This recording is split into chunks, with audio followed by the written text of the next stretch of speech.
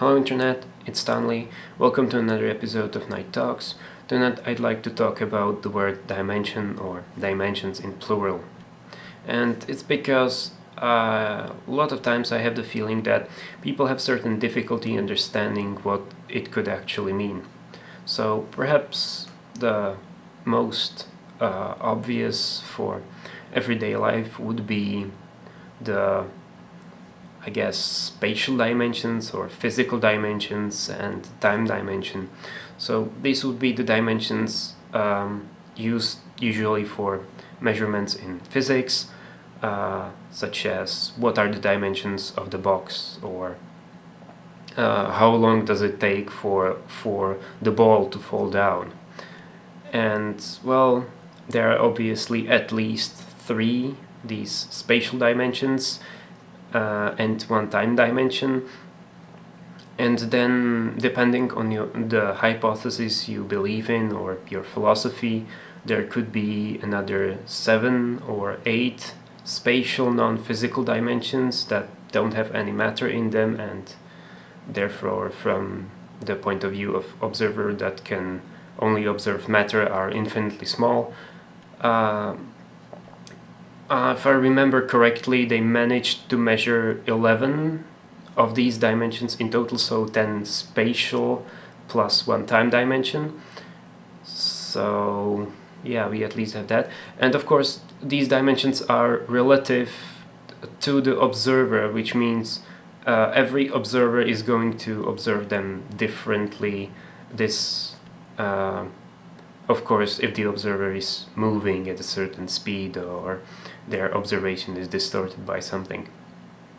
And well, then we come to the dimensions, sometimes I would even say misused, for frequency domains.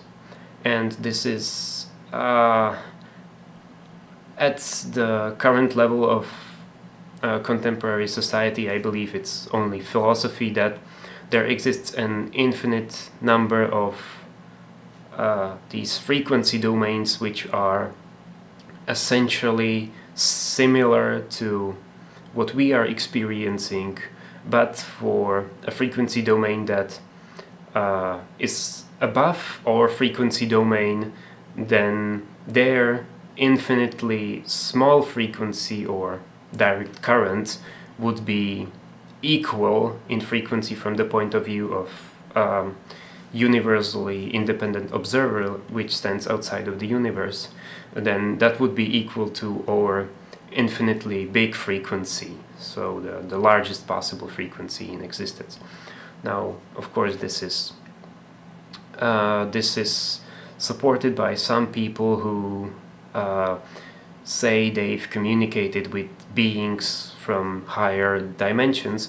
However, the problem with proving this scientifically is that, at least from my point of view, it is extremely difficult to measure these things. And now I can't remember that I was ever able to measure something like this. So perhaps this is only for making stories, and there lies the burden of personal experience for someone to actually be able to say, yes, this exists, or it doesn't. And lastly, some people, especially in spiritual communities, use the word dimension to describe certain like levels of development. So perhaps someone who is in the 5th dimension would be higher developed than someone who is in the 3rd dimension. Now, this, if I understood correctly, this is supposed to somehow be parallel to the frequency domains, so that so we should be in the 3rd frequency domain at the moment, and therefore our level of development should be level 3. But well, as I said, it is difficult to measure it, and it is perhaps only good as some sort of a guideline, and perhaps it is not something that people should rely on universally. That's all from me. For today, thanks for watching. Bye bye.